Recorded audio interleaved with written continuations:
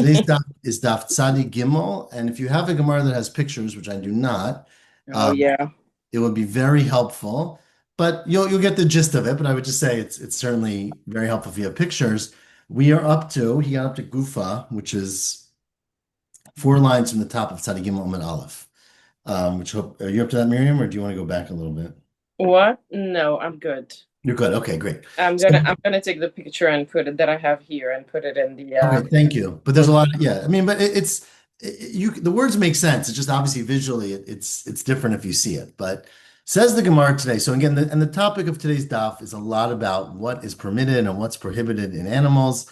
And if you're a butcher, it would be very helpful. Or if you've ever actually seen an animal before it was a hot dog, right? That would be very helpful. But that's God. not the case for everyone. It says the Gemara at 4 lines from the top of Tzadi Gimel Amud Aleph, Gufa. Going back to the statement that we had just said at the end of yesterday. Amar Rabbi Abba, Amar Rabbi Yehuda, Amar Shmuel, Chelev shahabasar chofel to mutar. Remember, normally in an animal, the chelev, the fats, are prohibited to be eaten. But of course, as we were talking yesterday about the fats that are not just collected in one place, but they have strings that go out and touch other things, and that's what we discussed yesterday.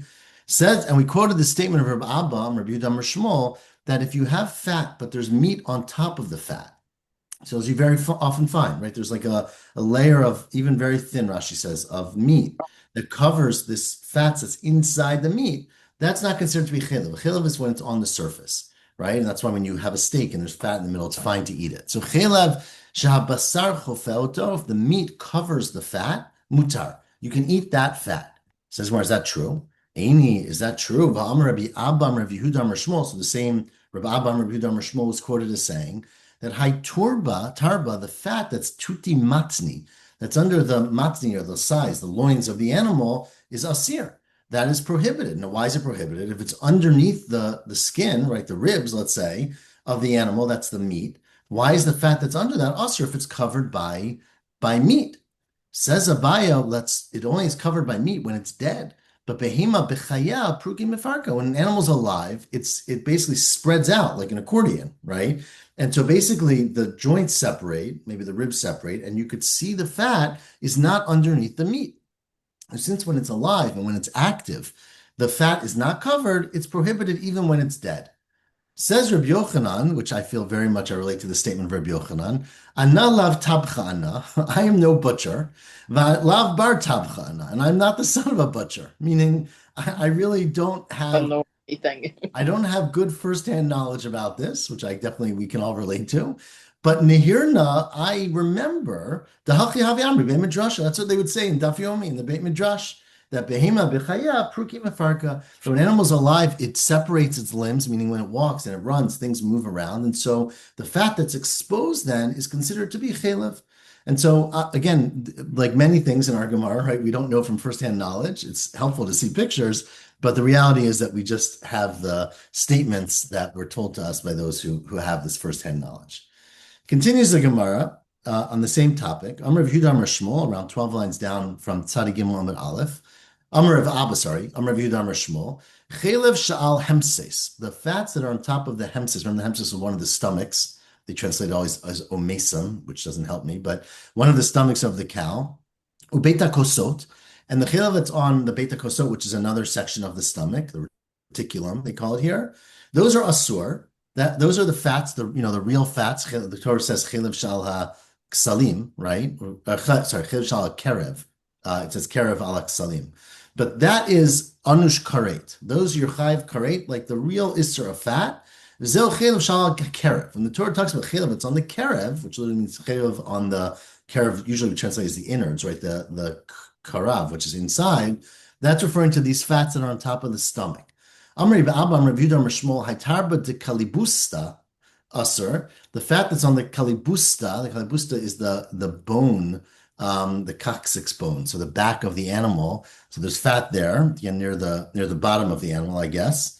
Rashi has a word for it in French, but Yeah, what is it? henka is what he says. It's Henta? henka.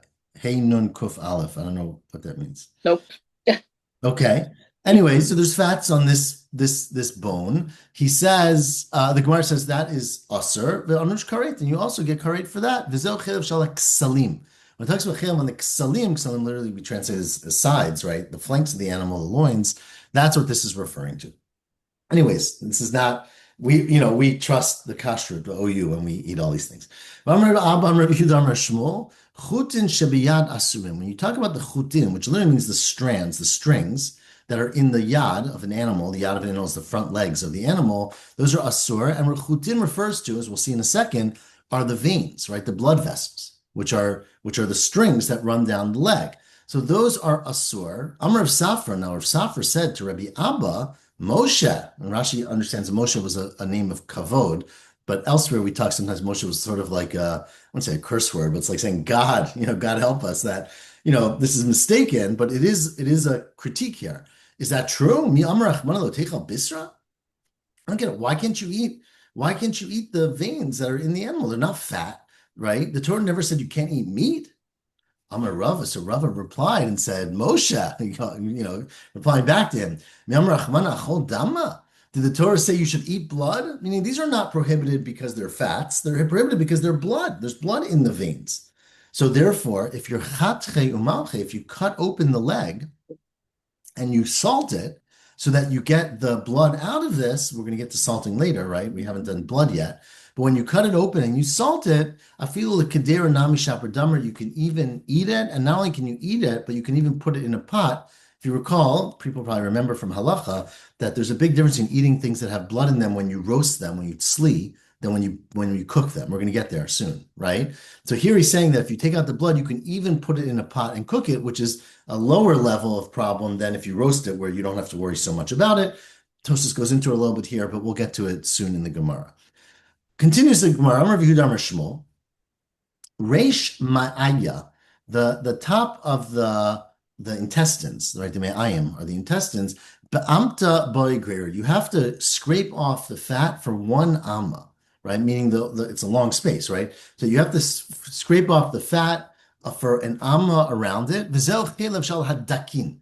When we talked earlier, it was a machloket actually. We had earlier a machloket, Rashi quotes here in Daf in Elo Trefot, of chelev shal hadakim, the fat that's on the small intestines. That's referring to the top of the small intestines, meaning the first part.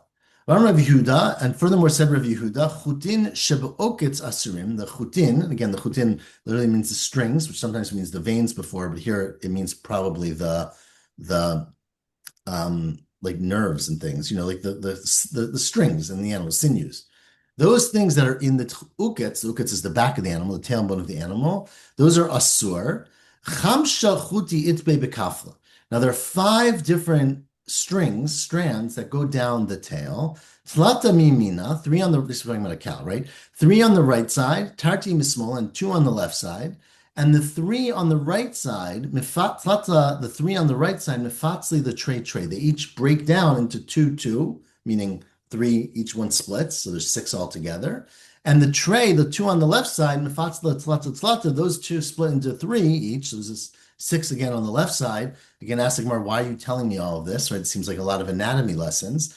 Nafkamina, the reason we're telling you this is that shalaf lahu ad chamimi mishtalfi. Right? If the animal is fresh, chamimi means warm, meaning you just shechted it, and so the meat has not hardened yet or anything, you could basically pull these out. I guess you pull from the top and the whole strands come out. And so you could basically remove these from that section and then eat what's left. But if you don't pull them out when the animal is fresh and it hardens and they're stuck there, then boy chatuti batra, you would have to scrape out, you'd have to dig out and remove them in order to actually remove all of these problematic nerves. These are nerves essentially, all these problematic nerves that come from the body. So they're prohibited, but you've got to know how many there are, and which is why it's important to know anatomy to know whether you've removed them all properly. Now, says Abaya, Vitem Rav Yehuda. Okay, we are a little more than halfway down, probably more than halfway down. Says Abai in the name, some say it's Rabbi Yehuda, Chamisha Chuti Havi.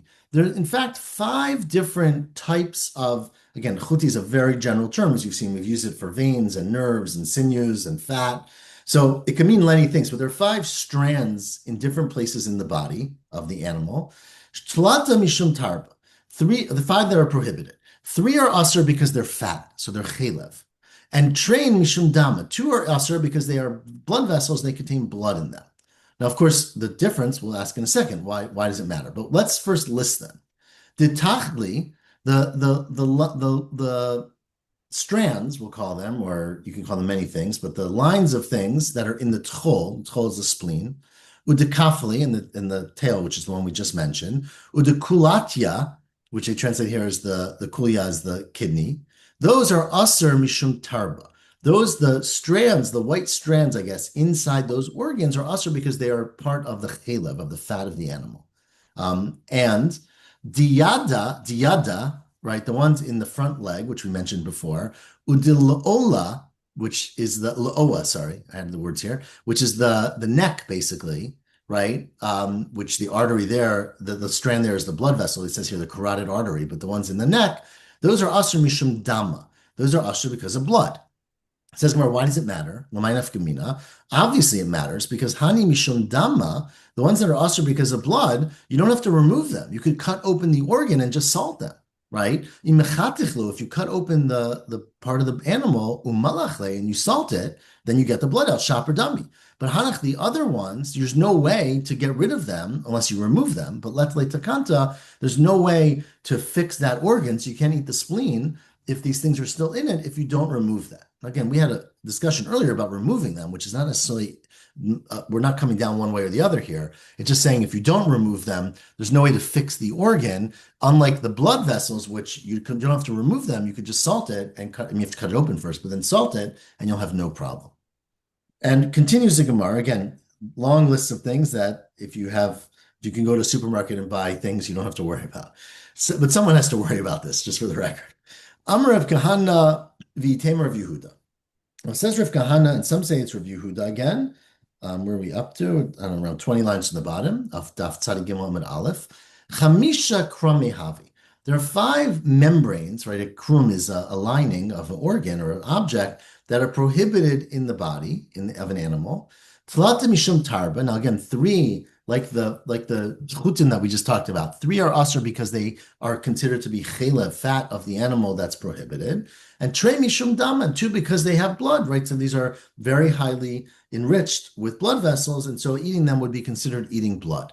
And what are the 3? And again, very, very similar, right? The ones that are tchali, the ones that are in the tchol, the spleen, and the kafli, the kayata, are mishum tarba. Again, the same 3 that we mentioned before. So the spleen, the tail, and the kidney are prohibited. These are the membranes on top of them because it's considered to be part of the fat. The beyu, the mukra, this is different, right? The bay are the testicles, the eggs of the animal, the testicles of a male animal. Udemukra, and that of the brain, are usher, again, the lining around the brain are usher because there's a lot of blood there. There's tremendous amount of blood vessels in those areas, and so you can't eat those membranes because of mishum dama, which of course, as we said before, if you salt it, it would become permitted. Now, Rabbi Yehuda bar Oshaya, he was a attendant, a shamish, or a student maybe of Levi, right? And when he would feed Levi these delicious spleens from the animal, he would peel off the outer layer of the thing. So let me read it inside. Rabbi Yehuda bar Oshaya, havi kakalif leitchala Levi breder of Huna bar Chia. Okay, he would peel off the membrane on top of the spleen when he fed it to Levi, the son of Rav Huna bar Chia. Right? Where am I? Yeah. So now when he did, so that was his job, right? So his job was to sort of get the food ready for Levi. So when he did that, he would cut him down from the upper side, meaning he basically, the top of the spleen, he would remove the fat, the membrane, which is the fat, but not the bottom. So Levi said to him, no, keep cutting, keep going. Chut beitfei. Go down and cut further lower down, meaning remove both the fats that are on the top of the spleen and further down the spleen. So, anyways, that was what Levi told his shamash, Rav Yehuda bar Oshaya. Ata Avua, now Levi's father, who was Rav Huna, all right, we just said, came in, Ashkeche, and he found him doing this. Amalei, and he said to him, 1 second, I don't think you have to do that. Because Hachi Amar Avua Di'imach, Mishum Rav, your mother's father, right? I'm your father, but your mother's father said in the name of Rav. Now, who is his mother's father? Mani Rav Yirmiyah bar Abba. So your grandfather, right, on the other side, Rav Yirmiyah bar Abba said in the name of Rav, Lo asrat Torah el shahadad bilvad. The Torah only prohibited the membranes, which are the fat that's on the dad. The dad literally means the thick part, which is the upper side of the spleen. So that the only part of fats or lining that you can eat on the spleen is the top part. And so don't worry about the lower part. You can eat the lower part and you can enjoy it. Maybe it's more tasty. You don't have to work so hard to cut it off. Don't worry about it. So that was what this story happened. Ask him, is that true? Aini, is that true of some? I mean, the understanding is that Levi is now saying to his father, is that true? Va'amar of Hamnuna, we've heard quoted in the name of Rav Huna, right? Tana, that it was taught in a Braita, Krum shalat chol asur, that the lining on the on top of the spleen is prohibited for fat. Ve'ein chayavin alav, but you're not chayav in iser karet if you eat it. I don't understand. If it says you're asur, but you're not chayav karet, hechidami. Which part of the spleen are we talking about? Ile mashal hadad. If you're talking about the top part of the spleen, that's regular fat. You should be chayav karet. Amayin chayavin alav. What do you mean you're not chayav for it? Ella, it must be dekule. It must be the whole spleen, meaning even the bottom part, which is not asur midoraita, is asur midorabanan, but I can't eat it. So his father said to him, "Look, Itanya Tanya. If you learned a Braita, you learned a Braita." So he accepted what his son told him, that the fact there's a Braita, even though what he heard from Rav was that it was okay, but if you have a Braita that Rav Hamnuna said, then you shouldn't eat it, and he sort of gave in to him. So that was the spleen scenario there. Now, says the Gemara Gufa, let's go back and learn a little bit more about this. Where are we? We are 6 lines from the bottom of Tani Gimel Amud Aleph. Let's go back and analyze the statement of Rav Hamnuna about the Braita that talks about the lining on top of the spleen, right? So Amar Rav Hamnuna, said Rav Hamnuna, Tana, there's a Braita, Rav Hamnuna was an Amora, but he was quoting a Braita, Krum shalat chol, the lining on top of the spleen, asur, ve'in chayavin alav, you're not chayav karet, but you're not allowed to eat it. Krum shal gabi kuya, the lining that's on the kidney, right, is also asur, and also in chayavin alav. So the fat and in the sort of layer on top of the kidney is also prohibited, but you're not chayav. Ask the Gemara Vatanya, but there's another bracket that says chayavin alav, that for both the fat on the tchol, on the spleen, and the fat on the kidney, you're chayav for karet, for eating fat. Says Gemara, well, you're right, but clearly we already know the answer for the kid spleen, right? There's the top part and the bottom part, right? So the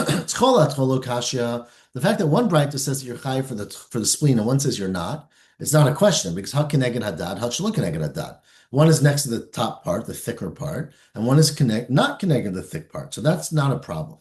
However, kulya nami lo kasha, the same answer would be said about, similar answer, about the two braita that contradict themselves about the kidney, right? Ha bi'ila'a, one is referring to the upper part of the kidney, which is an isser do'oraita.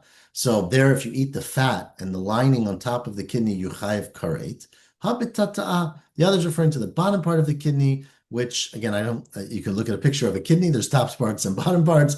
The bottom part is considered to be prohibited, midrabanan, but you're not chayav karet for eating it. Okay, so that is what we're going to have to accept.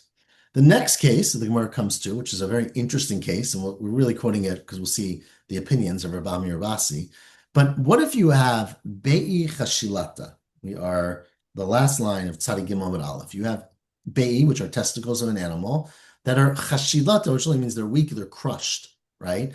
So basically, the situation is that the animal had damage to its testicles. They were still attached. They were not ripped off or anything. But then you shech the animal and you find these testicles that are clearly diseased and damaged, right?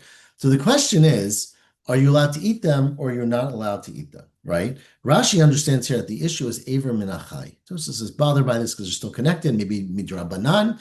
But the question is, are they considered to be a limb that came off of the animal while it was still alive? Because basically the attachment between the animal and the testicle it wasn't completely ripped off. So that just that would matter, but it was partly taken off or removed from its connection to the body. And the question is that considered to be usher after the animal is shechted because of Ever Minachai?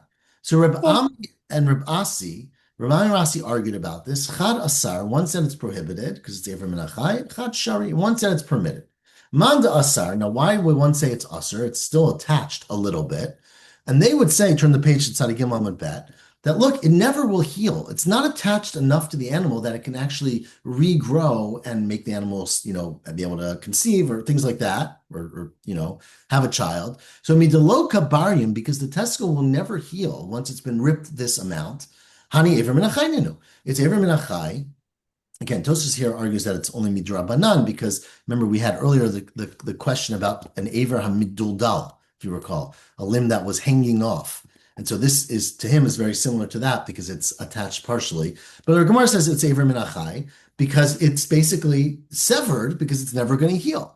Mandashari, the one who permits it, would say, well, it doesn't get ruined inside there, right? Meaning it won't die off. Like obviously, if you take off a piece of the kidney in an animal, it'll die, it'll ruin. But here, this will not. Mandashari midelo misarchan. It won't get ruined. It won't rot. Hani chayuta. There's some life left in it. It still has some connection to the animal, and it's not Ever Minachai.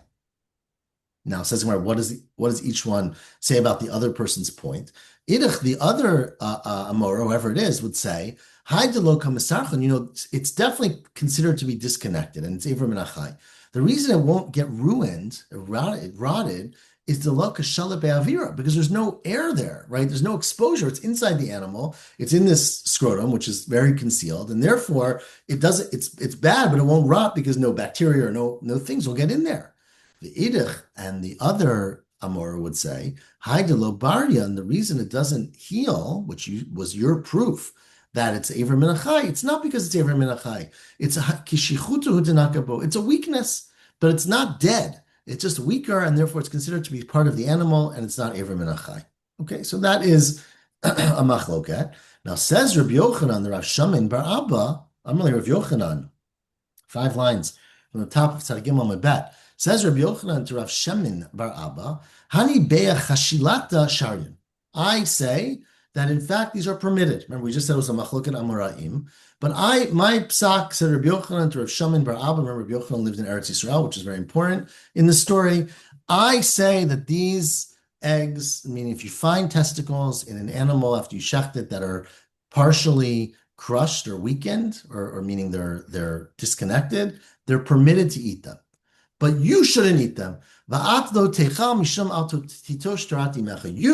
who are from Bavel, right? So unlike Rabbi Yochanan, his student, Rav Shamin bar Abba, had come from Bavel, you come from Bavel. And in Bavel, there's a machloket, as we just quoted Rav Ami Rabasi, who lived in Bavel.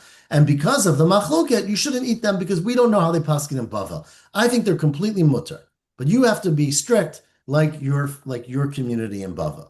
Tosfos is very bothered by this because he says it's not true. You're not really supposed to do that. Meaning, even if you lived in Bavel, if you're now living in Eretz Yisrael, you should do what they do in Eretz Yisrael. So what do you mean? So Tosfos says that it means when you go home to Bavel to visit your mother, don't eat these eggs. Basically, that's one explanation.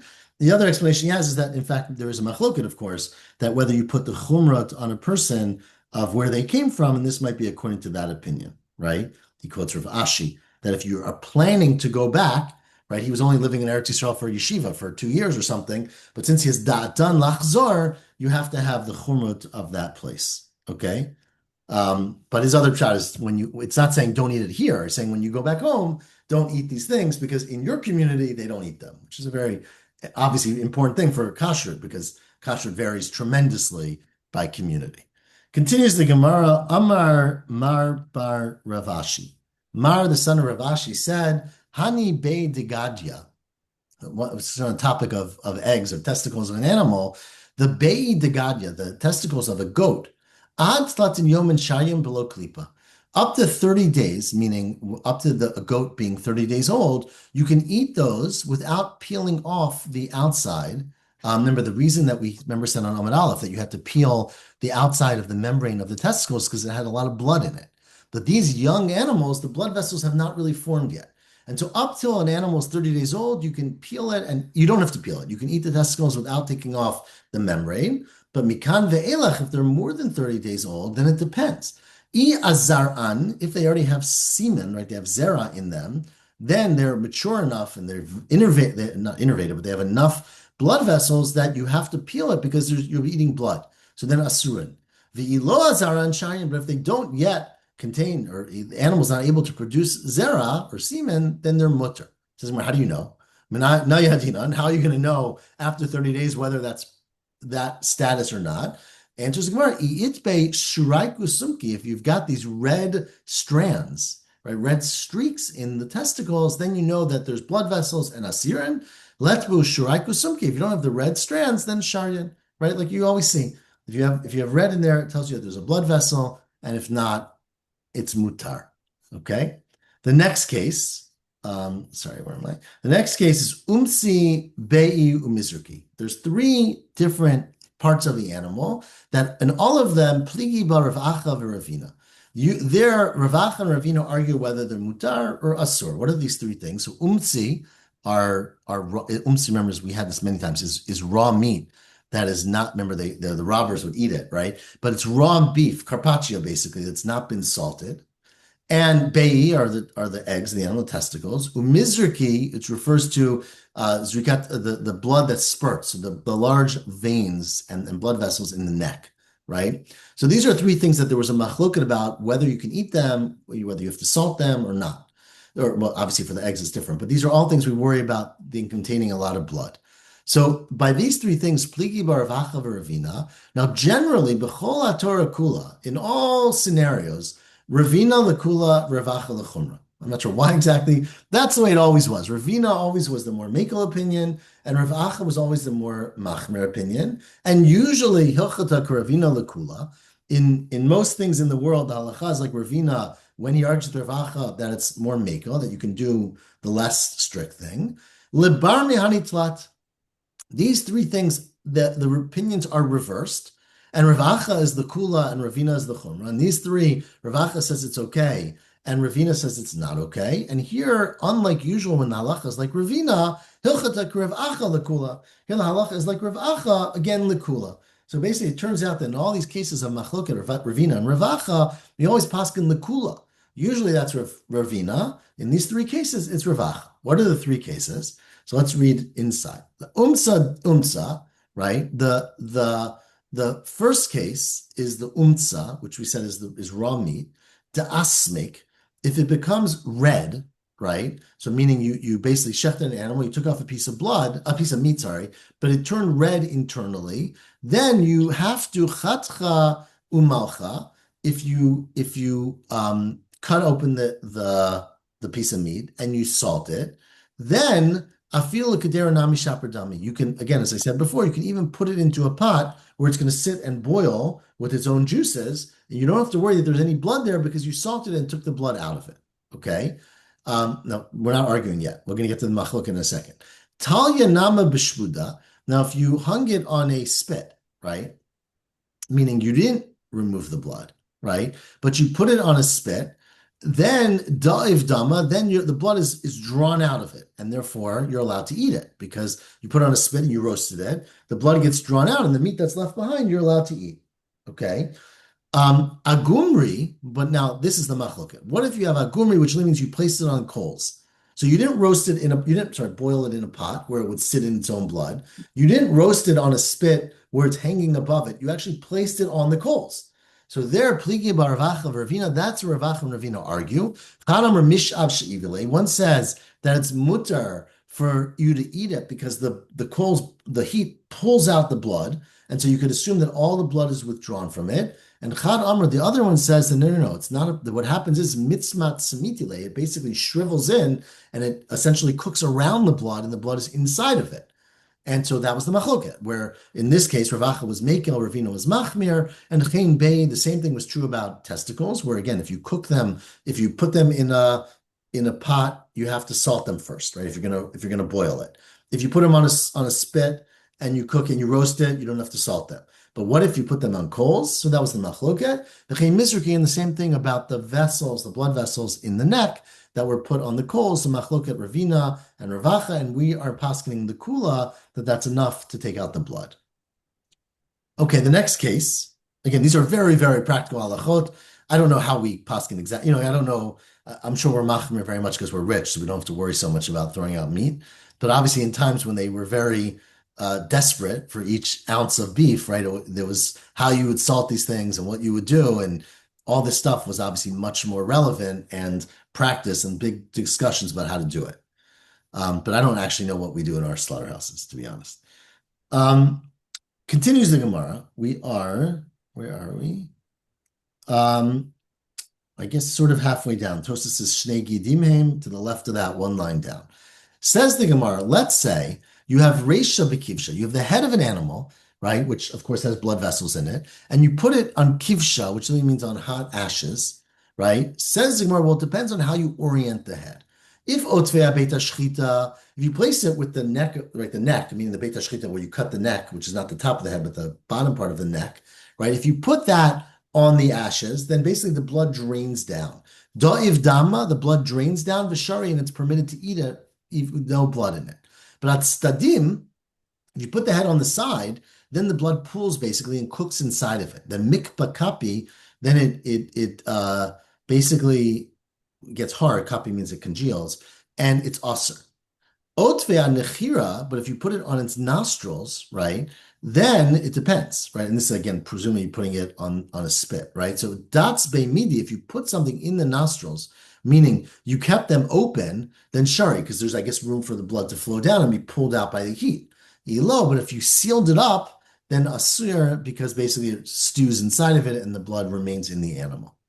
Now, Ikadamri, some say, on nechira, if you put it on its nose, on its nostrils, va'beit shchita, or on the neck where you cut it open, the open part, both of those are fine, da'iv. Then the blood draws down at stadim, but if you put it on the side, then it depends on whether you left it open or not. Idatz beimidi, if you put something in it to allow blood to flow out, then shari, below asir, but if it's stopped up, then it's asir because the blood stays inside of it and congeals and is part of what you cooked, and it's like eating blood. Okay. Again, we don't eat the heads of animals very much, so a lot of this is not as practical. Continues the Gemara. Amr of Yehuda Amr Shmuel. We are halfway down where the Bach is, actually the Aleph in the Bach, where he just adds the word Gufa to this because we're going back to our previous discussion. Remember, we talked earlier about Shnei Gidinheim. When you talk about the Gid HaNasheh, there's actually two long nerves that run down the thigh of an animal. The pnimi, the inner one, which is samuch la'etzem, is asur. That's the one that is called the Gid HaNasheh. The inner one that's near the bone, the chayavin alav, and you're chayav for Gid HaNasheh. But chitzon, the outside one, samuch lebasar, outside meaning going from inside the animal to outside. So the one that's, right, an animal has a leg, there's a bone in the middle, right? So the one that's in the middle, which is the inside, is asur, and the one on the outside, meaning towards the surface, near the meat, is asur. We're not allowed to eat that one either, but it's only midrabanan. Ein chayavin alav, you're not chayav for Gid HaNasheh. Ask him, but there's a bright that says the opposite. Hatzanya, there's another bright that says pnimi samuch lebasar. That the internal one is the one next to the meat. Amr Rav Achav, Amr Rav Kahana. No, what it means is iklude miklit, that the inner one is next to the bone, but it also goes into the flesh, meaning it's really runs along the bone, but it goes into the meat a little bit. But the outer one's only in the meat. Ask Mar, but that's not what the other bright says. Hatanya chitzon samuch la'etzem. There's another bright that says the outer one is actually near the bone, which is the one that's only asur midrabanan. Amr Rav Yehuda, no. What that means refers to is heicha de pari tapchi. That's where the butchers cut it open, right? And when the butchers cut the animal open, then you basically reveal the bone, and the outside one is near the bone. But it's not that way when the animal is alive before it's been cut up apart. Okay, Itmar. Now it says the Gemara. We're actually switching gears now from the end of today's daf. Switching, I would say, but adjusting gears. Where am I? I don't know how to say. We're around 20 some lines on the bottom, but 5 lines before the 2 dots. Tabach shenimtza chelav acharav. What if you have a case? Remember, the case was, of course, you'd go to the butcher, you tell them, I want a piece of meat, remove the fats, because you're not allowed to eat the fats. The butcher says, okay, I removed all the fat. You take it home, you open up your package, and you find that there's fat inside your package, right? So clearly what's going to happen is you're going to fire that butcher, right? You're going to punish them. And says the Gemara, it depends how much, right? What's considered to be a unacceptable amount of fat? If there's a tiny speck, is that a firing offense? If there's a lot, so if Yehuda says bikisa'ora, Yehuda says if it's enough of a grain, which is a tiny amount. Rabbi Yochanan says no, bigger than that, bikizayit, right? We only really get angry with the butcher if he leaves a kizayit of fat not a tiny little bit of a barley corn of fat. Amar of Papa, now says Rav Papa, just to be clear, lo pliki, they don't disagree because everybody agrees and even a little bit of fat is a problem. But the difference is kan lahokoto. If you leave a large amount, then you could actually give the shochet makot, right? If you back in those days, they didn't give fines, right? If you violated consumer rules, you got hit. So you would actually give makot, again, midrabanan, of course, but you give makot to the butcher if he left a large amount of fat. But kan la'abro, if he left a little bit, you would actually fire him and he would lose his license, but he wouldn't get makot. So even a small amount would cause him to be moved from his position. Amar Rav Zutra said, I have a different explanation for why one place it says a barley size and one place it says a kizayit, an olive size. Kisa'ora b'makom echad. The sa'ora is if you have it in one place. Kizayit is even b'shlosha, shnayim b'shlosha mekomot, meaning we care about even a small amount anywhere, but if he leaves a bunch or did a messy job of cleaning this thing off, then if altogether it is a kizayit, then that's a problem, even if it's less than a kisora in each place. But hilchat halacha is like the first explanation. Halkot, if you want to punish the shochet, it has to be that he messed up a kizayit, that he left over a kizayit of fats. Labro, if you're just going to talk about, firing him from his job, then or sending him to remedial training, it's bikis saora. It's even a small amount of a saora. Now, this leads us, of course, to the last part that is a quote from the Mishnah. The Mishnah said that Eina tabachim nemanim. Remember, the Mishnah said that you have to remove the gid on Hashem, but you're not allowed, if the butcher says, I removed it, you don't trust them, right? The Mishnah said, I'll read it inside again, Eina tabachim nemanim al gid on Hashem, different Rabbi Meir. And the Chachamim said, no, they are believed nemanim alav yala chelev. Now, we'll get to the chelev at the end of today's daf. But says Rabbi Chia bar Abba and Rabbi Yochanan, although Rabbi Meir said that we don't trust them, he changed his opinion. Later on, well, actually, the way Rashi understands it is that it's the Chachamim that basically were saying, where am I? That basically over time, the Chachamim changed their minds. Chazru lomar nemanim. That basically initially they said that you're not we paskin like Rabbi Meir, that you don't trust the butchers. And then over time, they changed their mind and they said that, in fact, you do believe the butcher to say they removed the gid on Nasheh. Rav Nachman says, Rav Nachman, I don't understand that. It goes against our general assumption, which is that people become less reliable over time, right? Achshuri Dari, do the generations get better? Which is always the assumption that how can people become more reliable? We assume people become less reliable, which I don't know if that's what Rav Nachman said. Answers Gemara, well, not necessarily, because initially, Meikara Havisafi like Rabbi Meir. Initially, they paskin, the Rabbanan paskin like Rabbi Meir. If you recall, the opinion of Rabbi Meir before is that you have to actually dig in and scrape out all of the tributaries of this nerve, and that's very hard to do. So Lav Nehemni, they weren't believed to do it because it's a lot of effort. But in the end, they actually felt possibly like Rabbi Yehuda. If you call Rabbi Yehuda, say you don't have to actually dig in and remove, only have to remove the central part of it. And so then it became much easier. So they trusted them not because they were better or more believable. It's because the actual thing they were trusting them to ask was a lot less. And so that's why later they changed the psak to trust the butchers to do it. Now, that was the first version. Ika dematzin seifa. Some have this on the last part of the Mishnah where the Chachamim said, Chachamim omrim, nemanim alav, butchers are believed about removing the gid on nasheh, v'yala chelav, and about the fat. And that's what Rabbi Chia bar Abba, Rabbi Yochanan said, Chazru lomar in nemanim, that in fact that's the Mishnah, but the Chachamim changed their opinion, and their opinion is that no longer do we trust butchers, right? That we used to, the Mishnah says trust them. The Chachamim changed their opinion and said, butchers no longer have any credibility. We don't trust them. And Rav Nachman came back along and said, no, bismanas and nemanim, that nowadays we actually do trust them. And that's what the Gemara asked, what do you mean nowadays we trust them? Achshuri Dari? Did the generations become better? And he answered again that it's not because the generations became better. It's because Mikara Savruk Rabbi Yehuda. Originally, the Chachamim said, you trust the butchers. Why do you trust the butchers? Because halacha is like Rabbi Yehuda. You don't really need to do a big job of removing it. So it's easy. So they can do it. But then the Chachamim said, Hadar Savruk Rabbi Meir. Then they thought like Rabbi Meir, who said that in fact you have to do a really, really detailed job of doing it. So why would that change how they trust butchers? Because Kama Davi Dechir led Rabbi Yehuda, when they felt it was like Rabbi Yehuda, right? Then lo mehemni. Then they were not believed, right? And the reason they were not believed, so Rashi, it's a little bit complicated here, but the reason that they were not believed is because you thought that they would basically say that basically they would say um, that let's put it this way. If the butcher says, I remove the whole Gira Nasheh, they would not be trusted because you assume that since they know Rabbi Yehuda says you don't really need to remove it, that they didn't actually dig in and remove all of the nerves, but their feeling is you don't need to remove all the nerves because we pass like Rabbi Yehuda. So when they thought that halacha like Rabbi Yehuda, they basically were not strict about it. And even though they said they were, you wouldn't trust them. But Hashta the Inshe Rabbi Yehuda, now that everybody forgot the opinion of Rabbi Yehuda, right? So you no longer have a kula basically, and everyone goes like Rabbi Meir, and you have to dig in. So they know that I got to be honest, Mehemdi, they're now believe that they in fact did that. So basically, when there was a prevailing opinion that allowed you not to do it, they weren't trusted to say that they did it.